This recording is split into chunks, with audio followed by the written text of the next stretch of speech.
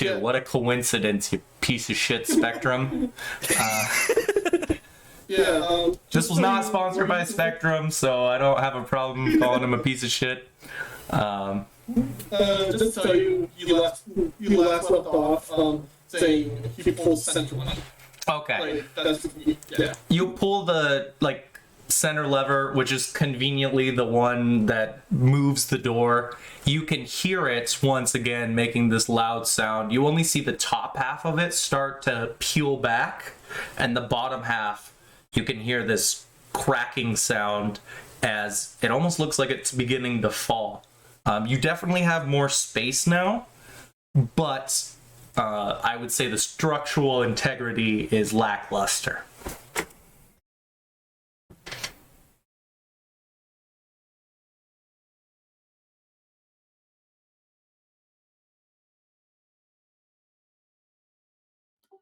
And just since I can see it from here, what's you said one of the windows is smashed out. What's outside?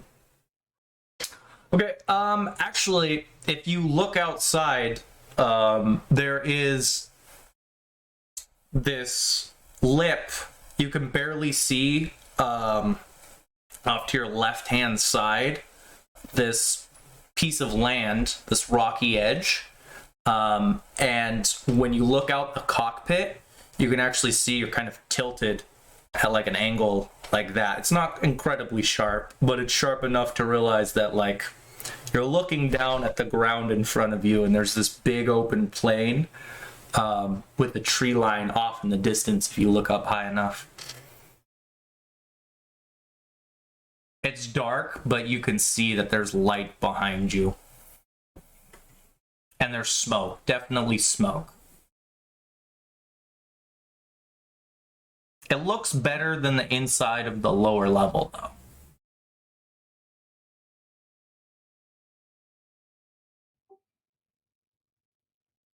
Okay. We're first gonna head back down the stairs and check and make sure the door's open now, and if so, call out, we need a medic up here. Okay. Yeah, it's open, and you can yell out at someone, and it looks like someone could probably hop through it now. It's open enough. Okay. You guys hear that? He's calling out for a medic. Someone in the cockpit. Whoever was messing with the door. Ashley immediately perks up her head and starts rushing over to where the voice is being called out. And you see the exact setup I just described. There's this shoddy looking door that's been partially opened. It looks like you're gonna have to hop over it, but it's on a side now. And you can see a set of stairs that leads to another floor. Okay. She rushes up. She sees the first guy with spike through his chest, and she immediately starts inspecting. I'd actually like a athletics check. Okay. Yeah. As you try and vault over this door. Oh yeah, the door. Okay. Yeah. Okay. Yeah. You put your left hand down. Are you left-handed or right-handed? I'm curious. She would be left-handed. Okay. You put your left hand down on the door, and as you begin to fall over it, leap over it, it looks more like a fall. I'm going to ask for an evasion save. Evasion? Yeah. Okay.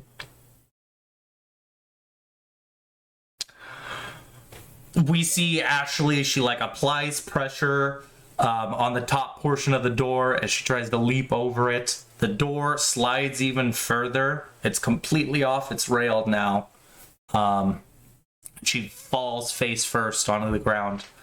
Feel free to give yourself 1 point of damage. This looks like a Looney Tunes moment. See a little bit of blood coming out of her mouth as she gets up. Though, Bress, you have noticed now that it's properly fallen, it doesn't really have anywhere to go at this point. Okay. She kind of clears the throat, looks around, see if anybody saw that, and starts making her way back up the stairs.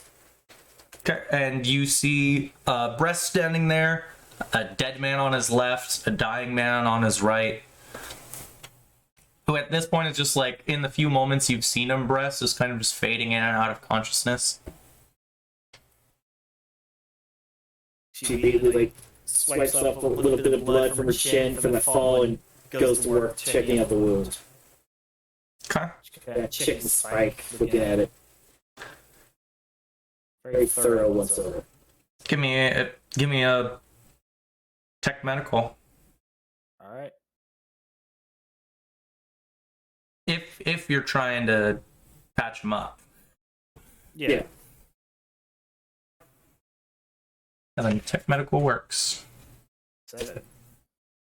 8, remember? You have to add the 1. 8, yes. Keep forgetting that. Yes. Thank you. That's important in this case. Yeah,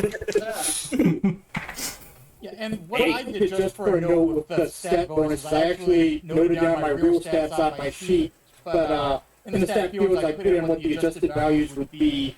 So like I now have an 18 down for my wisdom, so just when I roll anything wisdom related, it gets the proper bonus. I actually think that's a pretty good call. I do have all your guys' stats listed on the sheet, but I would recommend putting your base ones somewhere on your sheet. Where'd you throw it, Skylar?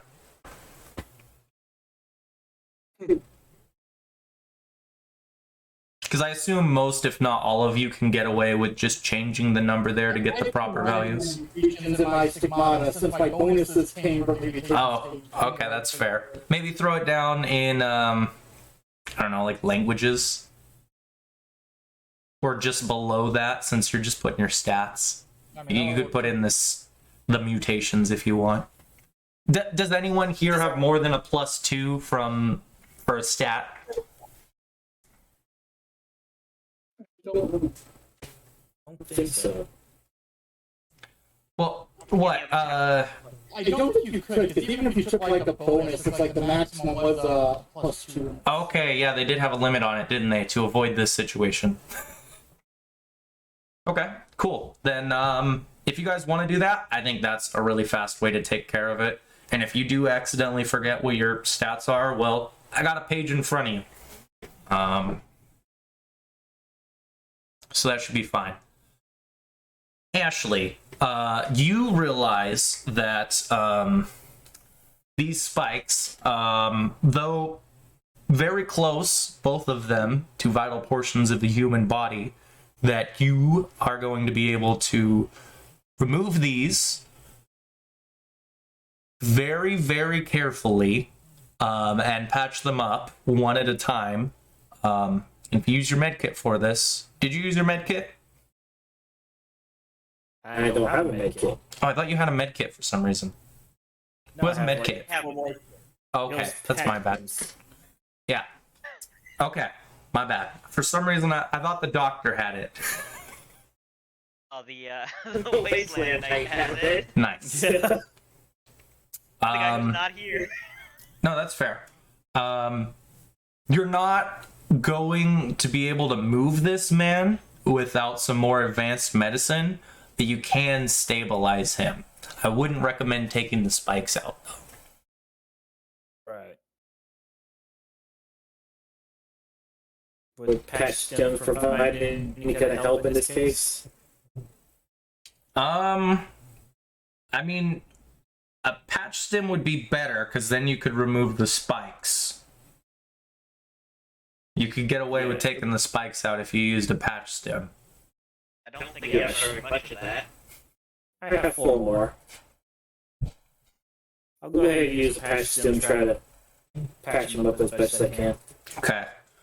It's a little bit of a risky technique, but you pull a spike out, use a portion of your stem, spray it on there. You see the wound begin to seal over. Very natural skin tones after a few layers of flesh get rebuilt. And then you do it a second time on his side. And as you finish up, you hear this, I'm not going to do it over the mic because I don't I've tried doing it before and it does not sound good. You basically hear him catch his breath and he deeply inhales and then exhales. It's probably a little bit of spit that comes out. And probably with where he got hit, a little bit of blood. But you've seen this before. You're fine with it, Ashley. As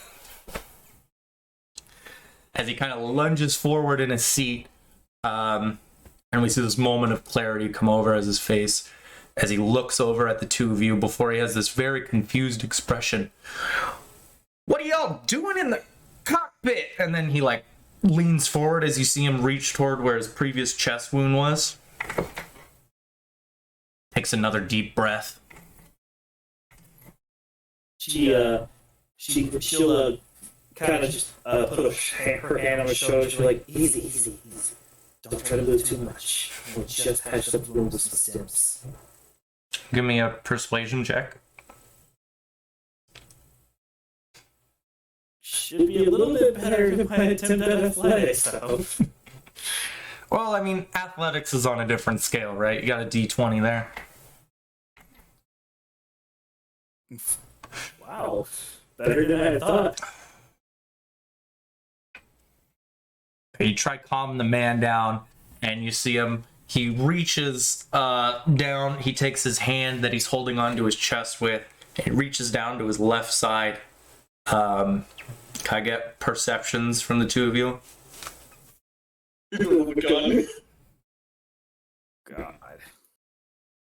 What is Paul? Oh god. Well, Ashley's not gonna see it, but Bress, you see the man reach down. You barely see the handle of a pistol that he's reaching for as Ashley's trying to calm him down. Yeah, Bruce is just going to say, look around, we're on the ground. We've got a fire in the back, we're trying to exit out of the cockpit, we just saved your life. Don't shoot us. Okay, I'll let you give me a perception check as well. Or persuasion check.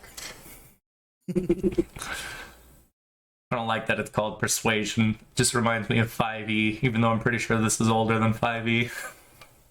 Skylight with the roll. Jesus. Okay, he takes his hand off the pistol as you see him begin to look around at his surroundings. And that shock he had in his voice earlier comes back as you see him look over at the other pilot. My lord, are those things? Did you see them? Are they here? And you see him, he reaches down to cover his other previous wound as he tries making space in the chair. You can kind of see I tried to lean back, but he kind of tries to stand up in his chair, getting away from the window.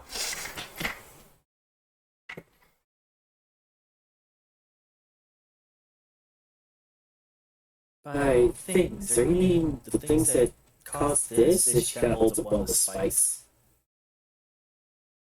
It's all covered in blood. Starts falling down. Yeah, and basically you're holding an 8-inch spike that you've just pulled out of him. I couldn't imagine that. That sounds terrible. Yeah. He survived, though. That's the important part. Yeah, he looks at the spike and he says, all I saw was this vague outline. It kind of looked like one of them creatures that those nobles use over by the old transmission sector. I don't know what it was, but it shot Jerry, and then it shot me, then everything went black.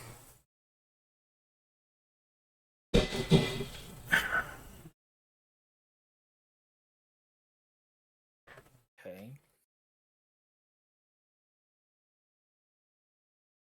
She actually kind of looks over at yeah, I can't remember names there.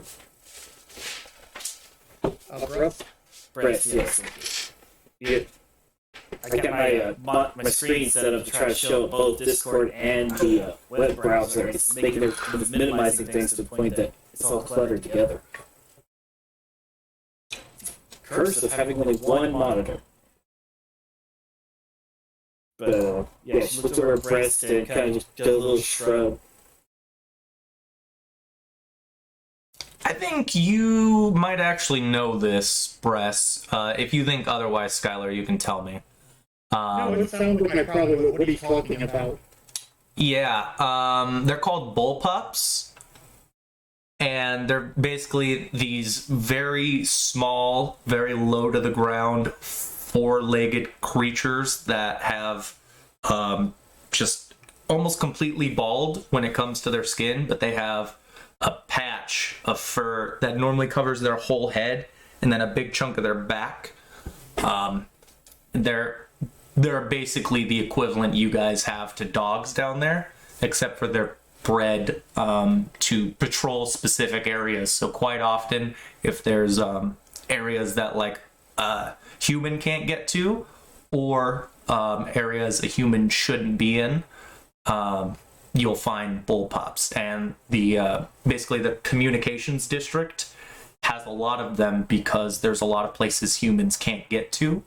And to be honest, you just don't want to be on the end of them. You see a bullpup, you normally walk away. Yeah, I was talking about some kind of four-legged animal. Although I don't remember bullpups ever shooting spikes, but okay. Either way, we just have to deal with it. We have to get the rest of the people out of here, and I think this is going to be our best way. If we stay, we burn. Yeah, I I agree. agree. Alright, let's help him up and get him back to get him with the rest of them. Well, we're gonna need to exit out this window, so we're gonna need someone to help out from in here and get someone strong on the ground, and then we'll help people out one at a time.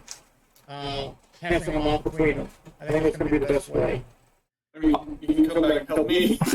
I'll give you guys a little bit of description about the broken window since it's actually coming into play. It's about bowling ball sized, and you can actually see a few claw marks on it. And the window's broken, but it's a bunch of jagged edges. I wouldn't say you want to touch it directly. The window's only the size of a bowling ball. No, the opening in it. Oh, okay. Because they were like trying to discuss going out through it. I'm like, I don't think that's gonna fit through a bowling ball size hole. You could definitely use the bowling ball sized hole though to like expand. That would be the easiest place. I mean, keep in mind this thing did survive a crash landing. Yeah, another thing fucking tough. So, Yeah, but it's also compromised. Once it's broken, it's way easier to break it more. Yeah. Okay, true. Let's see what Rika's up to right now. Are you still going at the door? Yeah, but I'm actually doing something different. Okay. So, is there like a box somewhere, or like something elevated like a box? Like, around like 4 inches is like minimum. Give me a perception check. Okay. Wisdom? Yeah. Wisdom or- As a default, yeah. Okay. You do see a box. It's a small container that the mother I brought up earlier has on her person. It's like on her belt. It's more like a large satchel than anything else, but it has the dimensions you're looking for. Okay. It's a little cumbersome on her side. Definitely not fitted for her. Okay, so is there a sleight of hand thing, or I don't think there is a skill like that, but I can double check. I mean, I feel like it would probably just be stealth, but I can look around. I'm looking right now. The only thing I can really see is stealth or security. Well, hold on. Security is counter strike, to be honest. I'll just ask the person for it. Yeah, but this person probably doesn't like that. Oh, I mean, hold on, I have it right in front of me. It's probably stealth, but I guess yeah, security's not going to cover that. Yeah, I think it's just stealth. Hold on, you had one other that you think it might be. What was it? it was security.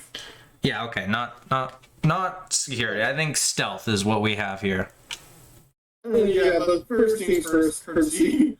I'm gonna go up to the woman and say, excuse me, ma'am. I need that satchel you have.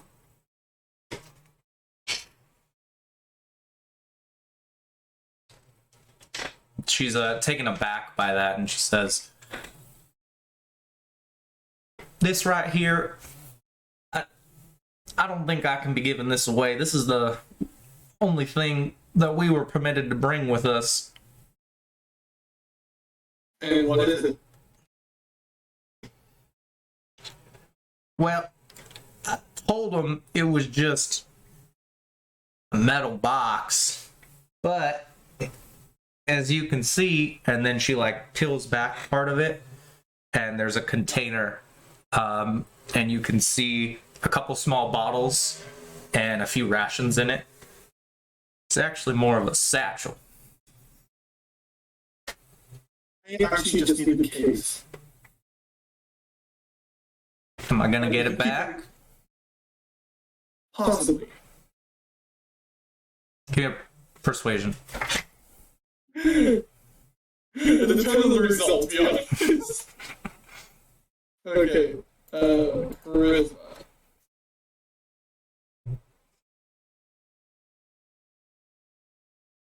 You rolled 2 once, so yeah. Heck no, you can't have her box. I just want the box. I don't even want anything. I don't even want anything in it. I just want the box. What are you using the container for?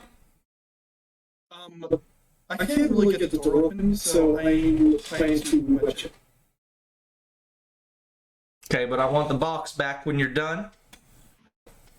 I will try, but I can't promise if the box will break. You're gonna promise me the box is coming back.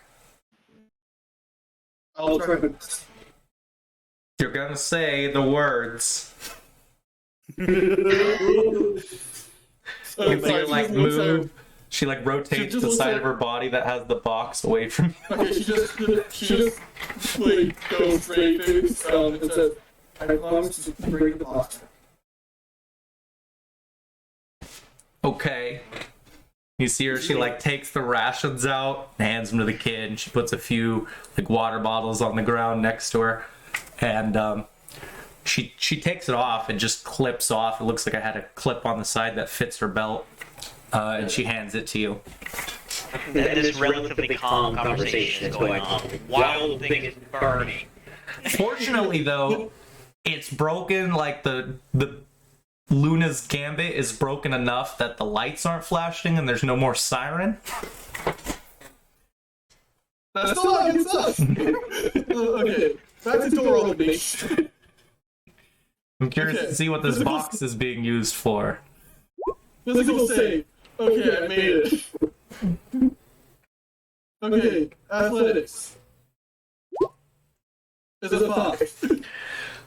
That's actually not enough to make any progress. No, I was planning to kick the box in so like it gets wedged. Okay, I can see that Yeah. because you were able to Yeah, like, open it like- before. Last time, I got 5. Yeah, I wasn't planning to like. I mean, if I straight up open the door, great. But I was planning to just wedge the box in. So Okay. I think you can do that.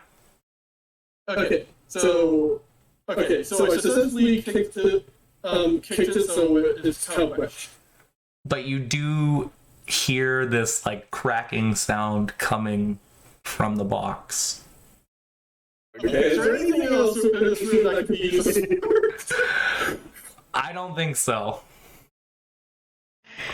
I have an idea of all the things that people have on them, and there isn't really anything else that fits that description. Okay. I mean, at least I got somewhat opened. Okay, so can I open the door again? You can try. I mean, they've had a little bit of time to do their stuff up front, so I would let you throw another save out there. Another physical save as well. Yeah. Okay. You see smoke filling up more and more of your guys' cabin. I mean, I'm trying over here.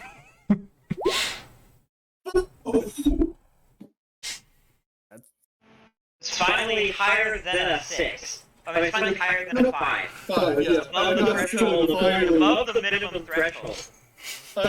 Oh, thank God. When watching it, I know it's I swear to fucking God. I'm not that kind of guy, okay? Okay, yeah. If it wasn't right, I would tell you it's not right. But that is just barely enough, with the assistance of the box, for Rika to open the door, and we see quite a bit of the smoke evaporate as you take in your first, like, proper lungful of Terran air. Okay, I'm going to actually. I'm going to grab my musket. My breech-loading musket.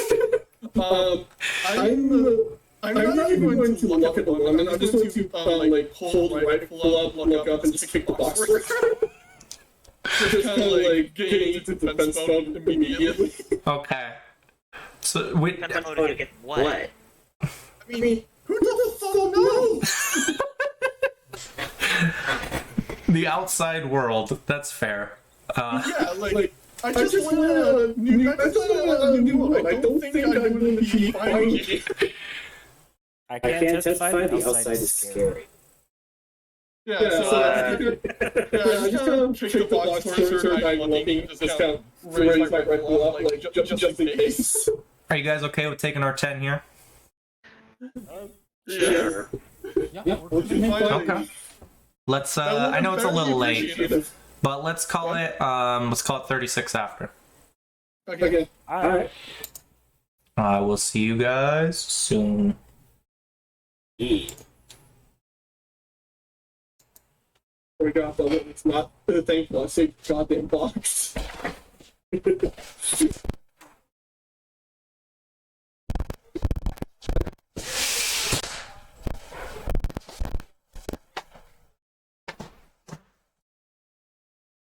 I hear my name? No, I was just closing my window. I was talking to Tom. I was talking to Josie.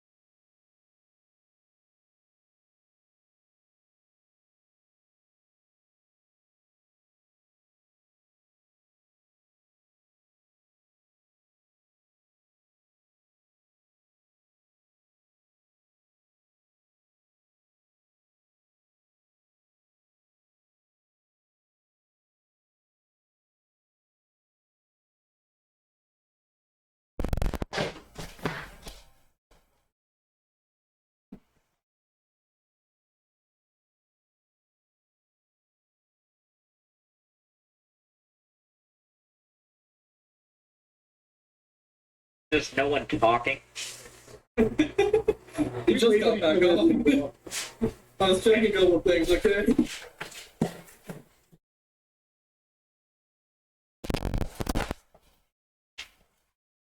Something you will.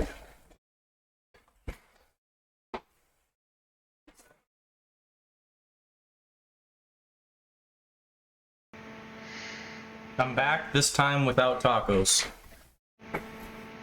Welcome back. I won't mind the tacos though. There was only 2. It wasn't enough to share. I'm American, that means they were both for me. So, you guys have successfully opened the door. Oh, Lunar talents. See, we're survivors. No. Lord Keeper of the book. He's a survivor. Why is not survivor? You have survivor class. Sure. Then we've also got a Scrounger and a Speaker. They aren't survivors. No Slayers, though. That surprised me. I thought we would have at least 1, maybe 2. I actually considered it. You know what? Survivor. I considered it, but the concept I was rolling with fit better to have be a survivor based on just the abilities. That makes sense. I set max HP for Ashley and Bress, but I didn't set it for Rika or Lord Keeper of the Book. Infinite HP. I mean, I know it's on your sheets, but I don't know how I forgot that. That was like the last step.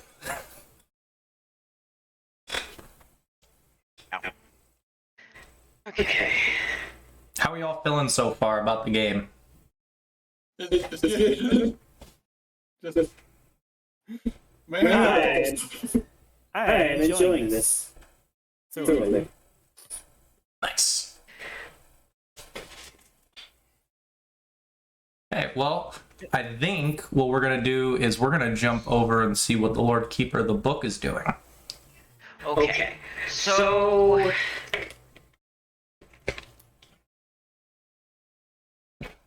I think, even in this particular situation, the Lord Keeper of the Book, especially because the Lord Keeper of the Book has some knowledge about people who are around here. The Lord Keeper of the Book is,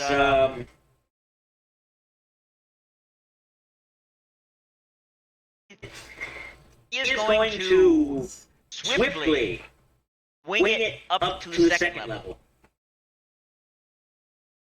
Okay. of the plateau. Are you going to use the opening here, or are you going to try and get out somewhere else?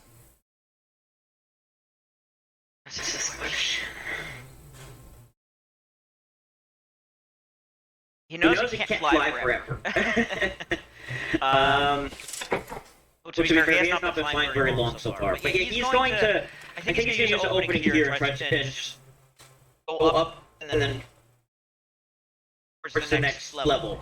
Basically, he doesn't... Yeah. I mean, if you bolt it, if you just use your full movement, you could get, like, from the edge of the clearing in front of you all the way up to the second level. You just use the run action. Right. Because he can go fast. Yeah. Because that would be 80 meters in 6 seconds. It's going to be hard for someone to track. He can be very fast. Flying is nice. Being able to fly. Okay, let's see the math of this. That's 262 feet in 6 seconds. So the Lord Keeper of the Book, he just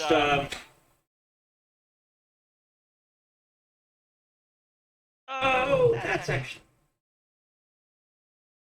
okay. So the building is like here, and the men are right here, and then where's the next level? I would actually say they're probably like fighting next to the next level. So it's just past them. Okay. Well, then what he's gonna do first is he's gonna streak like over that. Boom. Boom. You know, moving. And he's just going to look. Does he see anything down past them now that he's past them? Can you see what they're shooting at now as he's... Yeah, you're gonna see the first thing, the most obvious thing is like 3 out of the 4 people look up at you. Yeah. Everyone except for the machine gunner. Yeah. I mean, that was kind of a given. And I would let you give me another perception check.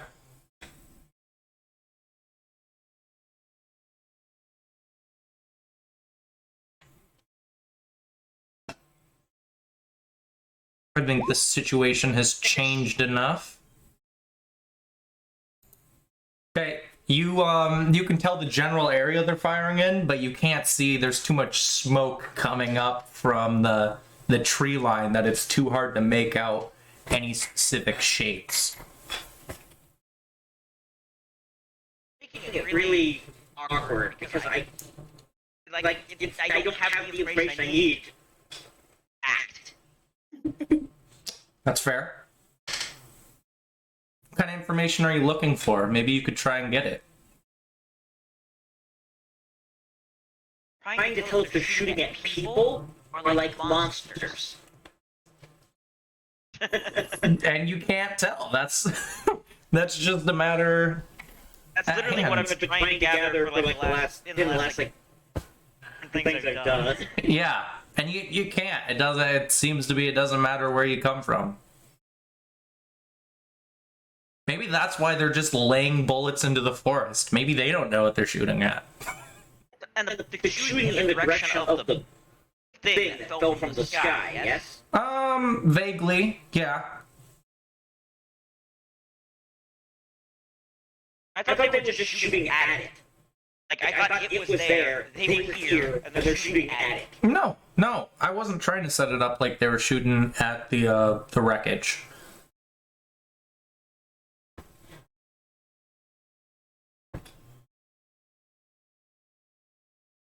Well, I got completely the wrong impression about what was going on. If you need a visual, I can provide you with one. Here, I'll just do some painting. Bring you over to a new page I just made. Sorry. No, it's fine. There's obviously too much depth and complexity for this. Let's do that. And then we'll do that. There's, I don't know, kind of the plateau. The specifics don't matter. Okay. Basically, here, we'll have you be, I don't know, green. You're green. So you came from like over, probably over here, more like it. The bottom X. You kind of navigated your way through here. You found the clearing. Just kind of like that. Probably not that big, but something like that. It's just supposed to be vague impressions. Okay. And then there's multiple guys here, and they're shooting at the tree line over here. And then that's basically where you found yourself from the bottom X. And then like here. yeah, and then the debris is like over here on the edge somewhere. Okay, so they're not shooting at the general direction of it. They're just not shooting straight at it. Yeah, like I said, vaguely in that direction. Okay. Then I think actually what he would have done, starting from like over here-ish, like over here-ish, like would have flown. You know, he could. There. Okay, yeah, you could fly out from there. That's about the direction I imagined you coming out. Fly up to the next plateau. And you Flies look up to the down. next plateau, flying towards it, and trying to get to the second part of the wreckage, like the second plateau. Of the plateau. I mean, I could give you a description of what the second plateau looks like if you want. Oh, okay, sure. That works. Yeah, because if you're flying up to the same height as it, I mean, you could see it. Yes. The second plateau is definitely not as big as the lower one. You see they progressively get smaller. And this one also has a ship chunk on it. And the flames aren't as bad up there. Though you do see these jagged shadows that are being that are like playing off the lights from a small fire around the space debris and going up onto the plateau wall behind them, and you see that they're moving kind of around away from your view. But with the wreckage close to you, you can see this is the biggest portion of Luna's Gambit. We would know that as the viewers. And it looks like it's actually hit the side of this plateau and made enough of an impact that like it's dug into the earth. So there's like no clear like doorways or openings on this thing. It's sort of buried. Yeah, you'd need to get closer because remember the whole thing's shrouded in smoke, whatnot. Maybe if you get over there, you can get a better idea. It is going to fly over. Okay. Yeah, if and also he is going. If he can fly over, he is still staying a bit above the ground though. Okay. You want to just give me, like, perception checks if you're just going around the perimeter right here? Sorry about that. It's kind of hard for me to mute in the situation we're in right now. Okay, well, that was a very high roll. Oh, shit. That was me rolling a 12. I just can't get a 12 because I'm untrained. Yeah, you fly around kind of closer to the ground until there is no more ground, and then you just fly with the ship. And you actually, I would give you two different spots. The back portion that's sticking out has a slightly open, basically a doorway that's not blocked by the door itself, but a bunch of seats that have fallen on it. This implies that even though this is the back, that it landed the exact opposite of how you might imagine a plane crashing. Maybe inferring it landed opposite of how you would imagine. Okay. Almost like they were attempting to make a proper landing and something went wrong. Yeah. Okay. And So- towards actually like if we're looking at it as like clockwise, kind of looking off the edge of the cliff, about halfway up the structure, there's a portion of the ship that's been torn out, and you see a bunch of the metal. Looks like it's pulled outwards towards you. Okay. He's gonna approach that torn out part. Looking. Okay. Yeah. Actually knows this. He believes that this was some sort of vessel. Makes Some sense. kind. Is it a message from God? No. He's going to quickly make his way to that and look in through the hole. The opening in the side that I was talking about. Okay. Flying up to the opening and looking in through the hole. Yeah, what we see is actually the biggest portion of this ship. It's like the back portion, the lowest part, depending on how you look at it. Probably the lowest part based on our perception of it. And you see multiple rows of chairs with most of which don't have the locking mechanism we saw in the front chair. Yeah. And you probably actually see like a few corpses that have been flung. And you can tell, you see multiple blood splatters on the wall directly in front of you. And a couple corpses that are like awkwardly in a way that makes it clear they're corpses hanging down on like just fallen on some of the chairs. Okay. There's just those corpses. There's no other people in there. It's not that big of a hole, and it's kind of hard to see in there. Basically, you're able to see one portion of this lower floor. If you got in, though... I don't see any people. No, none that are living. Corpses and blood spatters. Yeah. Though you can tell that, like, the room goes farther down and farther up. Like, there is a small hallway.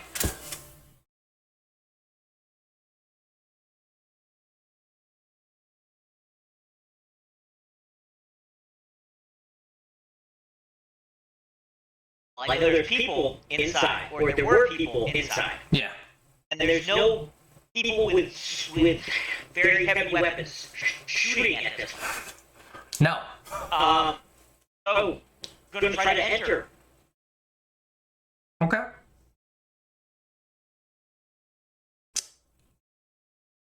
You want to give me... I think a navigation check would make the most sense here. Sure. I guess it'd be hint based. Yeah. Okay.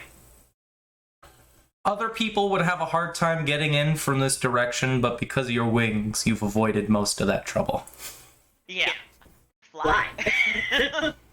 Which is a pretty useful mutation to have. It is a pretty cool one. It is a 7. I'm glad I'm not the only one who heard that song earlier. Okay. That's enough for you to get in, and I'll give you a little bit more of an understanding of what the situation is. Basically, you see below you like 3 rows that are all stacked on top of each other in this cylinder of chairs. With small platforms below all of them except for the farthest down, and then you have about twice as many, so like half a dozen that are above you, and you can see those chairs that were blocking the door up in that direction. Most of these chairs are empty, with the locking mechanisms either disengaged or not used. Which for us, the viewers, is kind of scary since there were supposed to be a bunch of people in here. Actually, I want to get a perception check for you, if you wouldn't mind.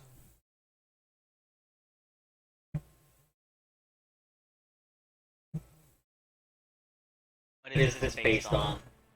I don't know. I feel like it's just wisdom as a default. That's what it is in most games. Okay.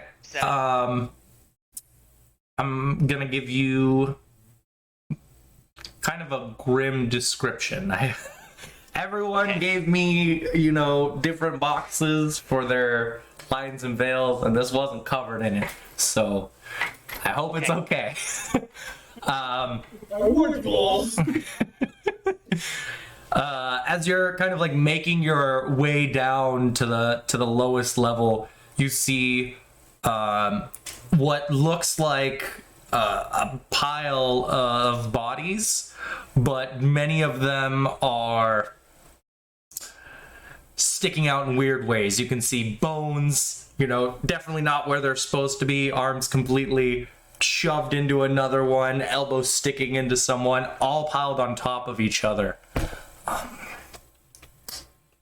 It doesn't look good. Look dead. Most certainly. There's just a Okay. pile of them. It looks like Okay. probably enough to cover most of the seats you saw here, if not all of them. So the then takes a moment.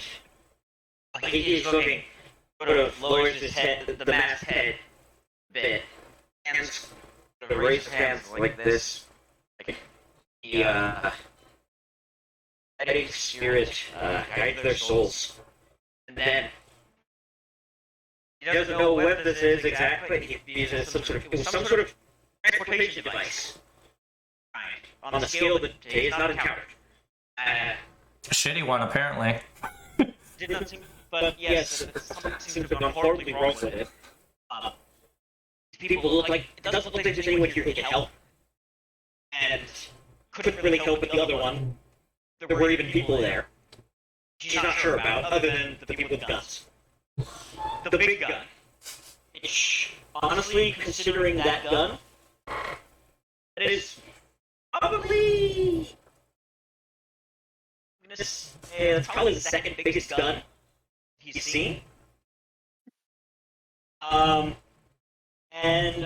was not thinking that was not a good idea. That was not something he was going to miss. So, when you go, back out.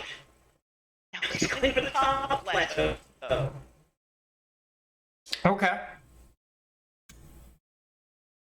Well, I mean, this is a way that we can introduce everyone to each other, so let's stick with the... Oh, were you expecting a different... something different? No.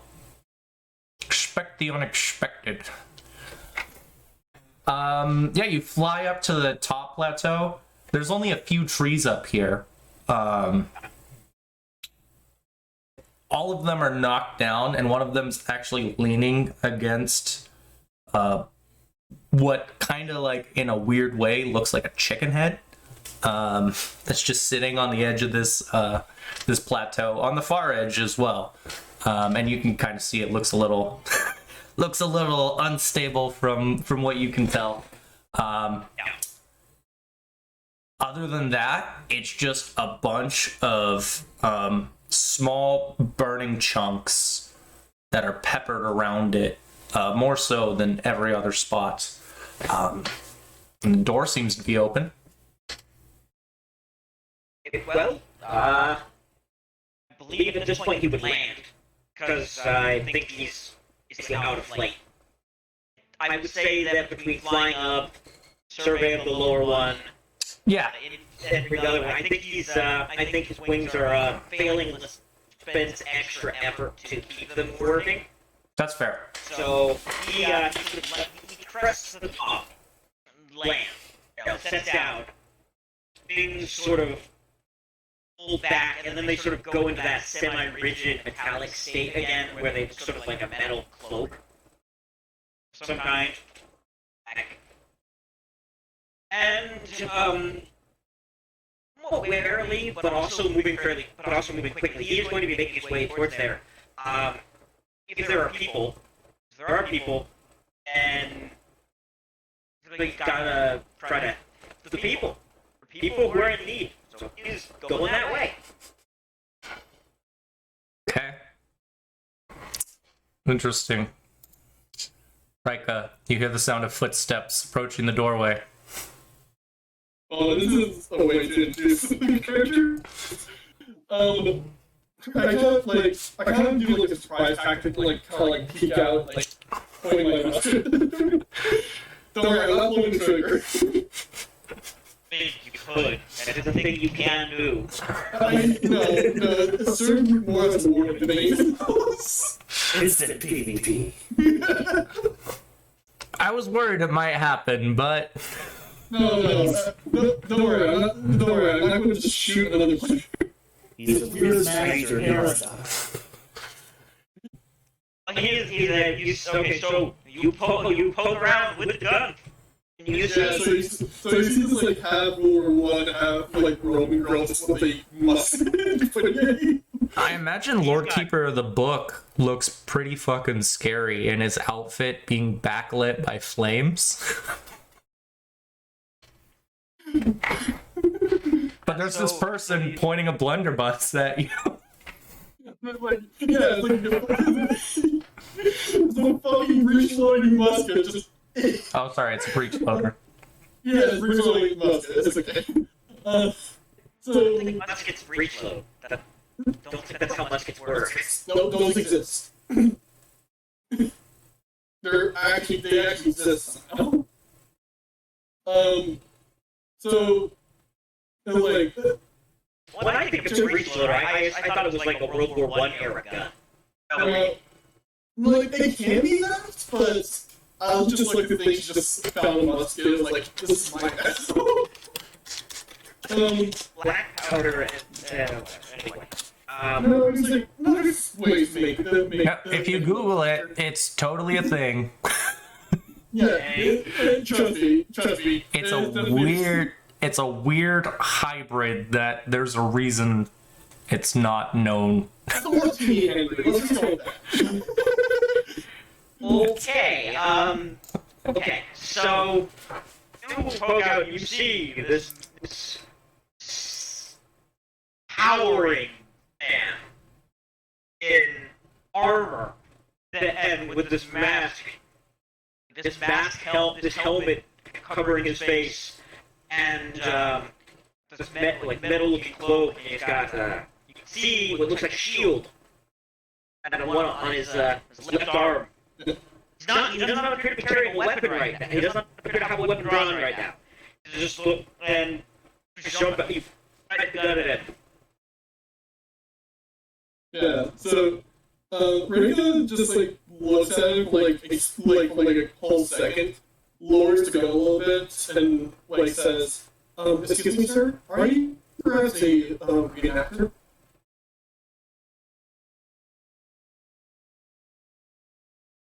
Okay, first, what language did you speak in? Oh, terrible. Okay, so basically the equivalent of common. Yeah, the equivalent of common. Jacob, it's the equivalent of common. It's So, the my most question- commonly spoken language on Would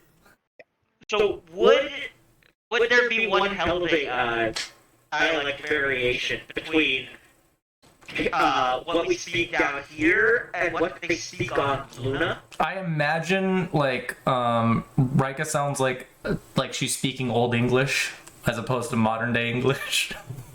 It's different, but like with the exception of a handful of keywords, you can basically make out what she's saying. Maybe like actor, it doesn't sound quite right, and you have to like piece a few words together to realize she means actor. No, she specifically means reenactor, like someone who dresses up like me. Okay, so I guess her knowledge is okay. Not sure how much knowledge would have about medieval time. Okay. Cool. Did you just assume that Rika thought you were a medieval actor or reenactor? That's what you just said. You just asked if he was a reenactor. Okay. So he's like,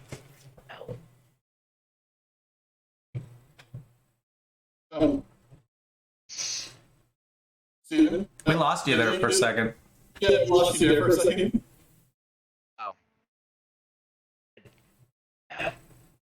hey, okay, I'm gonna have to change my settings. The voice I was doing is not being picked up by my microphone. Oh, dang it. Hold on. Sorry.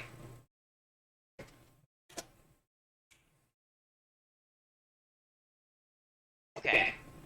It's like, no. And. Oh, I can't do that voice. Yeah, make sure if you guys are doing voices, do ones you can do for a while. Yeah, and then, I understand what it's going for. Yeah. No. And this. Hold on. I'm trying to figure out what exactly he said. This situation is. You and any others need to leave this place quickly. Just quickly, I know some of the gun has a sling on it, so she just kind of puts it on her shoulder. Sure. Well, I mean, that actually makes a lot of sense. Most of those sort of guns would have that kind of strap thing, especially Yeah, when you're actually using it. Otherwise, you can carry it. Only something small.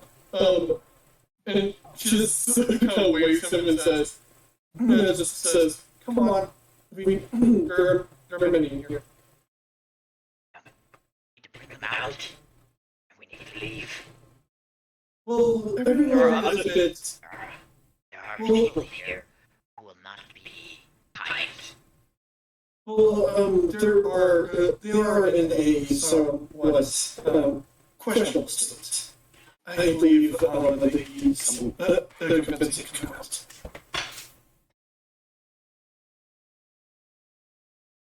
You people, where are you from? This points to the sky.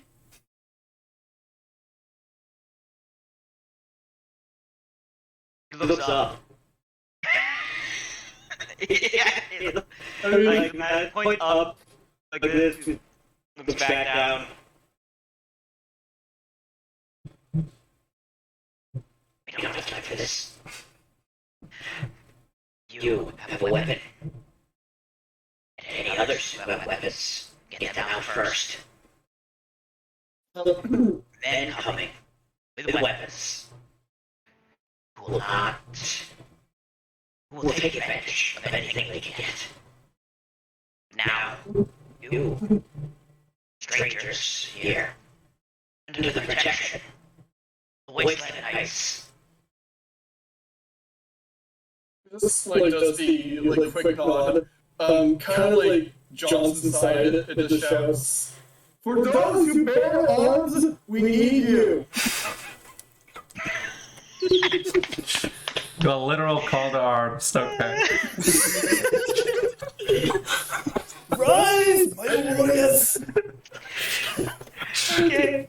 And yes, that is. I am going to be consistently doing that voice for the Lord Keeper. That is the voice. Okay. Okay. What? No, I like it. That's Okay. We got no problem with your voice. I feel like these two are going to get lost. I don't. Give me a persuasion check from Rika. Okay, that's not a good thing, but okay. Out of curiosity, would the other two have heard Rika yell? Oh, that's not bad. That's a 6. Yeah, I think you guys would have heard the yelling from Rika.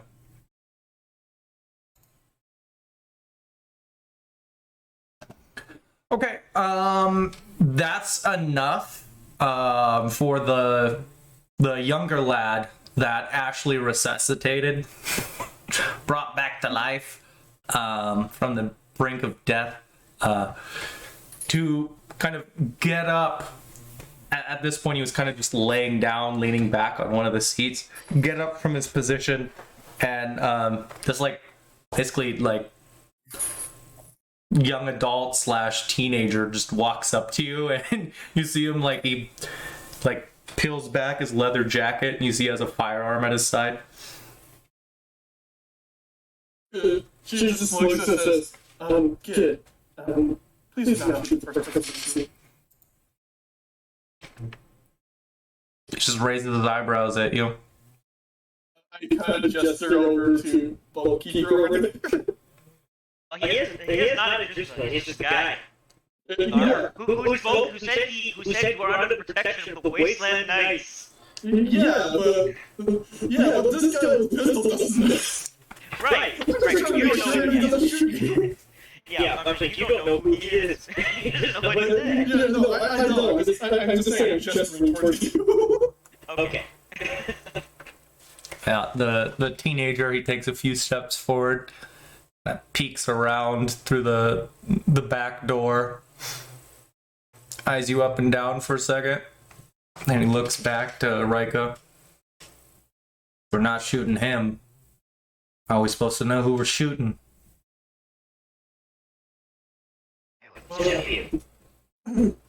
Well, one, we have enough time. Two, if he's not attacking us, I see no.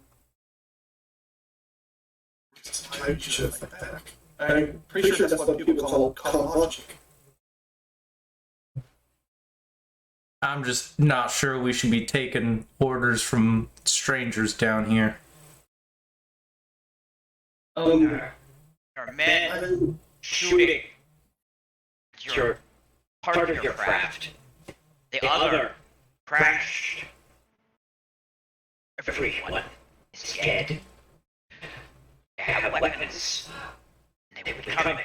And this place is already trying. While I recheck my name, the name was already trying to launch us. And worse. Everyone with weapons, get out here. I will organize you. I will help you protect yourselves. We will survive this. But if you don't hurry, it's going to get worse. Give me a persuasion. Hey. He's not trained at this, but he does have a positive modifier. Nice. Is later going to at least put something into leadership, I will note. But That could be very helpful. right now. Was the bad roll. That was a 4.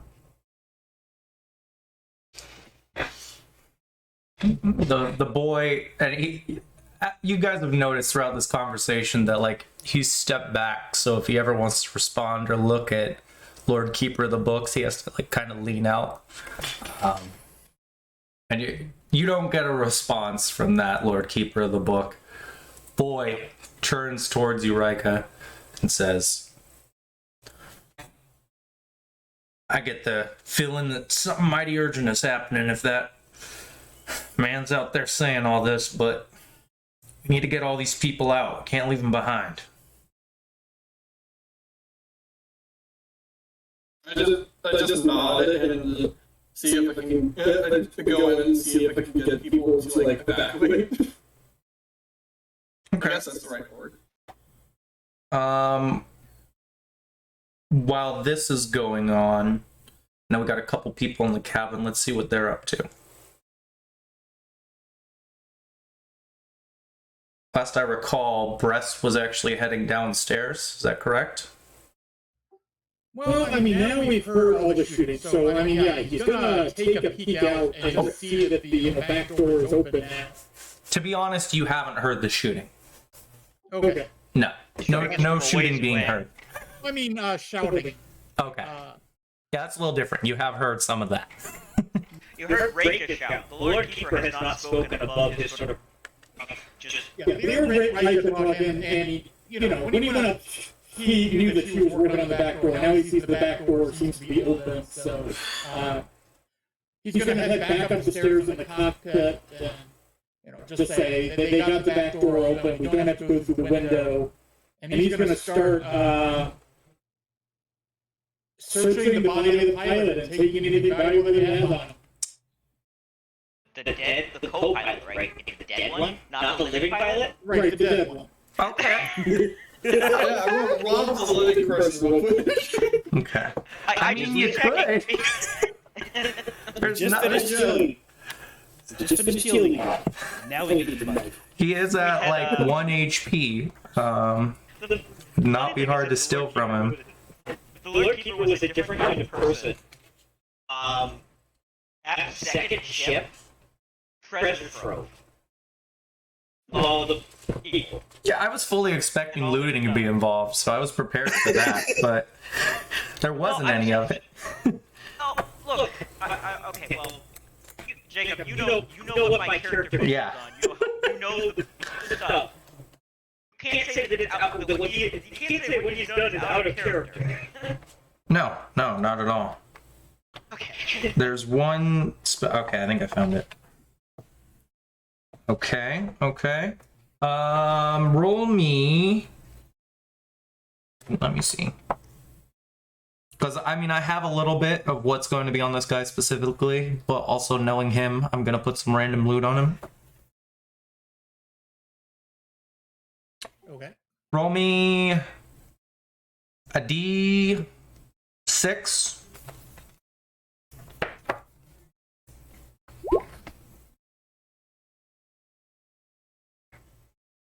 Okay. Roll me. Oh, that's weird. Okay, that's kind of funny. This man has an axe on his side, on the opposite end. One of them was reaching for a gun, the other one would reach for an axe. Roll me another d6. Looking for a high number here. This is a swords and laser pistols in the same setting kind of setting. Okay. Moving on. Can we do percentile die in here? I don't remember. You can do roll 1d100. Yeah, give me a d100. You want high or low? What do you want, Skylar? Roll 1d100. Given my luck, let's go for, I don't know, low. Okay. Right? Given my luck, it'll be high. Well, let's see. Which is funny when you consider the fact you rolled a successful luck save earlier. Okay, can I get one more percentile die? Let's just, do you want to keep it low or you want to go high this time? Let's keep it low, I guess. Okay.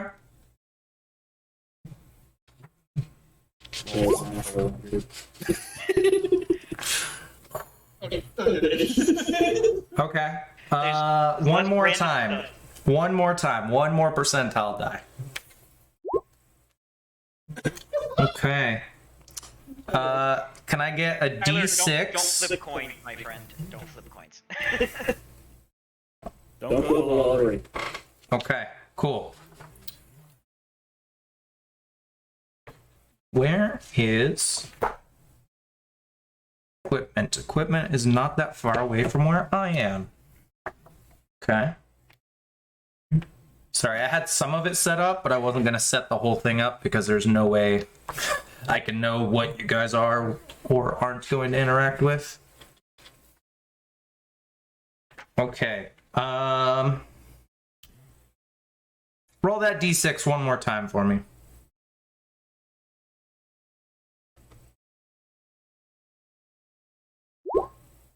Okay. You're gonna find 4 cure stims. So when you use a cure stim, it's supposed to cover a bunch of different illnesses. It'll put a system strain on someone, but it'll immediately cure any kind of disease. If there are any geoengineered weapons, a cure stim allows for an automatic reroll on a failed save. And it also repairs a d4 of constitution damage lost from radiation, which leads you in a direction to thinking of what this pilot was expecting.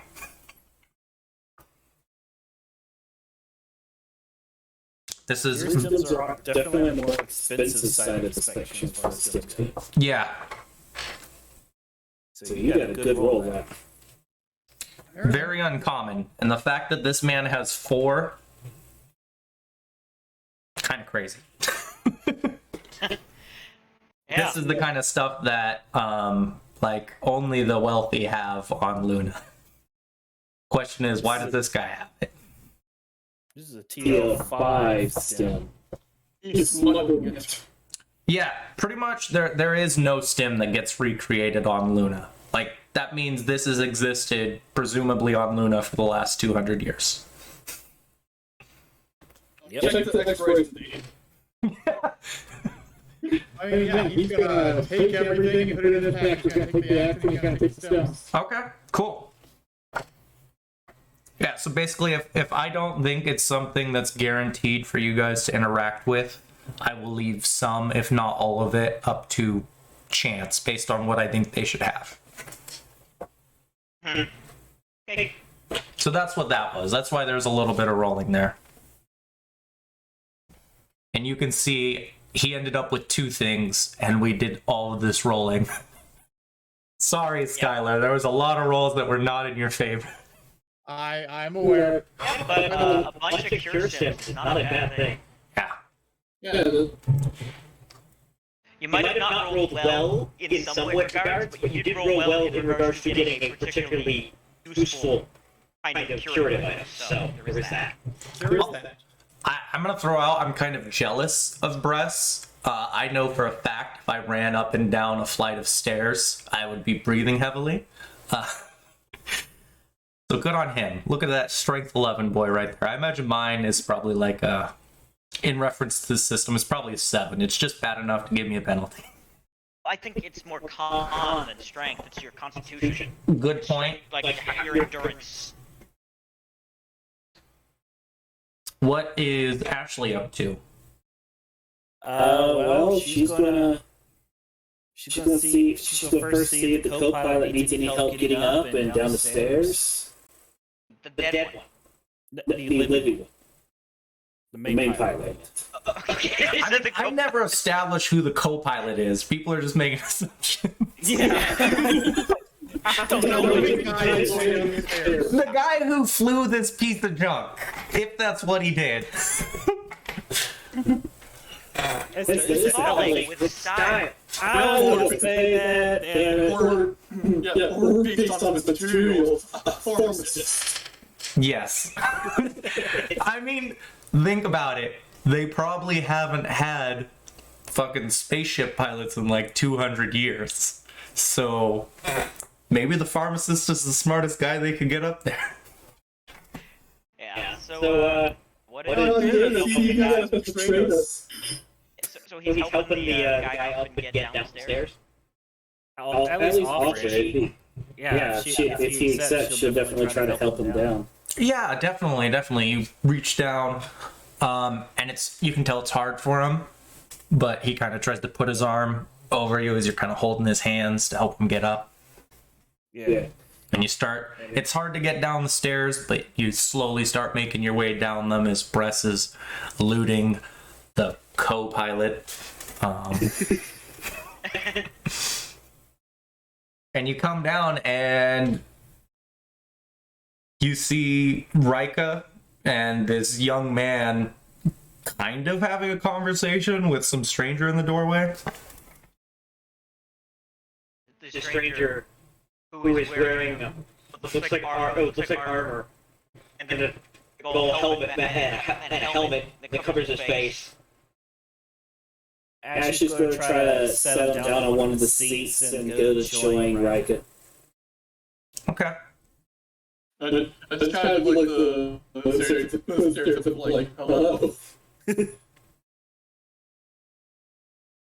She'll just kind of walk up, look at Rika, look at the stranger, like, what's going on, you know? Your people are in danger and need to leave this place. Gather everything and quickly leave. Well, I mean, when you... Wasteland Knights will protect you. Yes, that we can, but right now, both nature and vile banditry are closing on our position.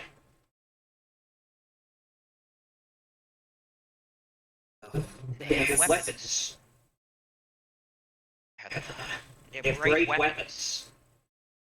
So we need to hurry, or we need to prepare.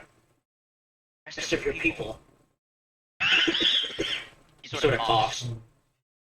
The rest of your people from the smoke. You're to be dead. Checked. Or pieces of ship. Vessel. And the guiding spirit. Lead them onward.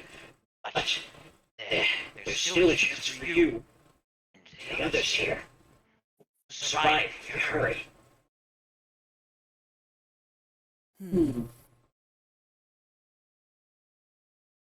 And you?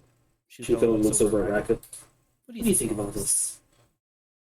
He did not mean draw his way.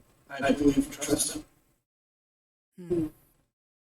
That remains to be seen, but as we are strangers here, I suppose it's a good idea we at least try to get something of a guide. I needed it more to think.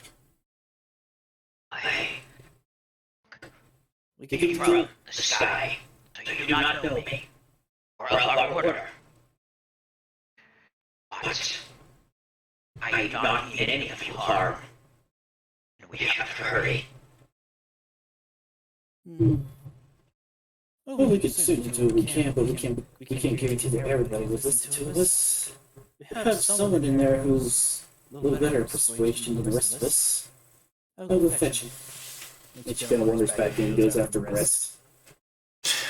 Skylar, you're gonna end up leading. That time is they did all that trying to search the cockpit and to see if there's anything worth stealing from the cockpit. Okay, give me a perception check.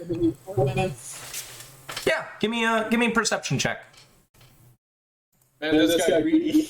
I mean, I don't blame him. Your dynasty's got to start somewhere, and sometimes it's scraps from a fucking cockpit. I want to become a warlord. That's why I started selling newspapers.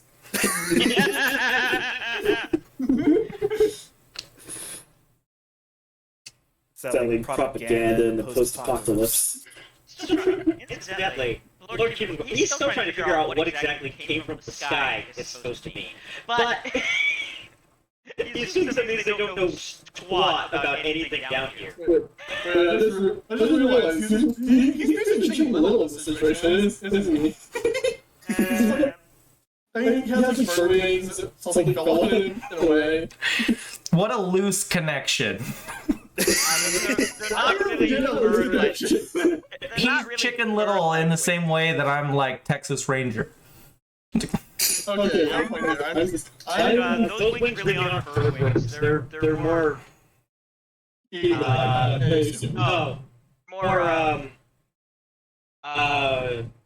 Reptilian looking wings. I had to suggest chicken idea. I know this isn't right, but as soon as you said reptilian-looking wings, I just thought of like a dragonfly. I know that's not right, but that's the closest thing I could think of. It's like it's not feathers, but they fly. Dragon wings. Yeah, definitely pterodactyl. Nice. Return to pterodactyl. Pterodactyl.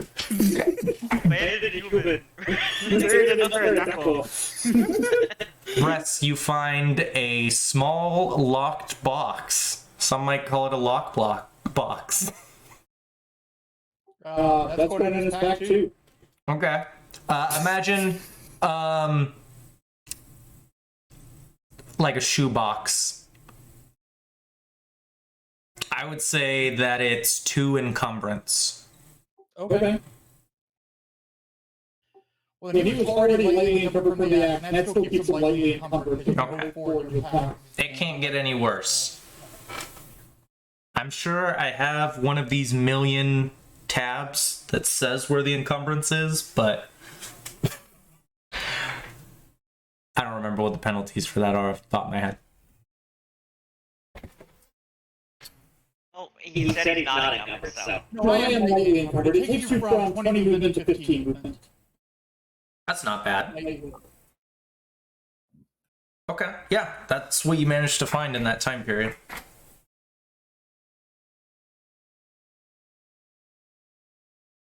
Okay, and yeah, so when it actually comes to the cockpit, yeah, Bruce is jamming something else into his pack. Like I said, Legacy's got to start somehow. I gotta sell newspapers. Yeah, and she just kind of leans back into the door. Hey, come check this out. We got a stranger from here. What you want? He says we're in grave danger, and if we don't move, we might all wind up dead. I can't make heads or tails of it, but perhaps you can. Don't know if we need to make heads or tails of it. We can't stay here. I don't know if we trust this guy, but we definitely got to get moving. So. I've noticed the way you spoke to the group during the crash. I thought maybe you were the best suited for the job of trying to rally everyone together. You'd be right. So yeah, Bress will head down the stairs and, call out, okay, we need to get away from the ship. We can't stay here. This isn't a good place to stay. So gather up your belongings, take whatever you can scavenge off the dead, and orderly file, let's begin to get out of here. I'm going to make a note of something. We do only have 30 minutes left today, so if you are going to be using your guys' special abilities from your classes, you might want to use them soon. Well, my special ability literally applies when I would die. So... That's fair. Just throwing it out there. Well, I would love to use it, but... If combat happens, then I might end up using it, because it happens in combat. Keep in mind, my ability says once per game day, so that's in-game day, not quite really. Oh god, I had it the other way around. It is game day, isn't it? Yeah. That's my bad. Not once per game session. Otherwise, Don't listen to me. I read it once and then just skimmed through the rest of them to see what the differences were, and I clearly misread it. So, Lord Keeper, I'm hearing you sort of saying this. The Master's looking in your direction, is sort of many nods. But, you hurry. Hurry. Can you get out of here? Just have a better chance. I am not forced to take the same paths. But you may have to bypass those who seek harm. You might have to fight. So, those of you who have weapons should be ready. I would let Steven, we can have Lord Keeper of the Book, roll Persuasion or Leadership to help Bress with his roll. Okay. He'll roll, Leadership and Persuasion are the same right now, so he'll roll Leadership though, because that's more what it is trying to do too. Bress. Well, I just figured since yours is more of an additive thing that it doesn't have to be straight up leadership like Bress's roll does. You could still be more of like a little bit more of a butter rather than a knife. Sure. Either of them, I mean, they have the same modifier is what I'm saying. So yeah. There's no, yeah. But, he will roll leadership. Okay.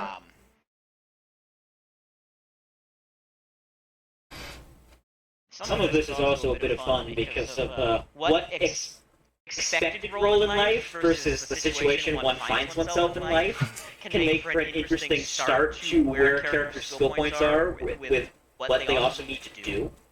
Which is Jacob understands what I get at, but it's going to be an interesting thing to see. Alright, oh! Okay. That's a good roll. For Bress's leadership roll, we'll add a +1 onto it. That was going to be additives, right? And then when he rolls... Oh! Nice! Doesn't need it. Oh, no, well, that helped. The one helped. I mean, I I mean, it does help, but I mean, that's It's a 12 in part because it got the 1. That's good. I know, but it's like 11. Yeah.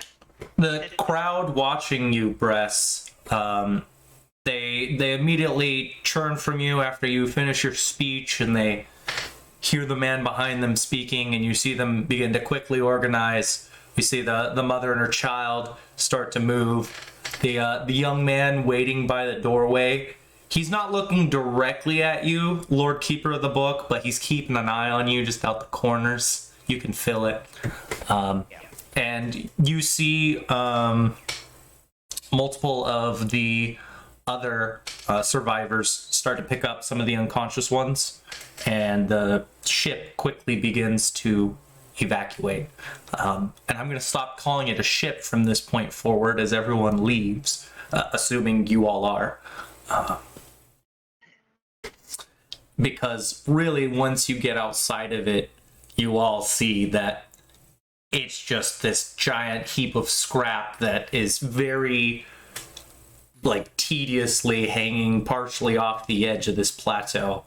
And there's a fire that since you've come in, Lord Keeper of the Books, has actually grown from this tree and is now like threatening the ship itself. Okay. So he did his flyover, and he did roll pretty well on the perception, at least for this plateau and the lower plateau. Yeah.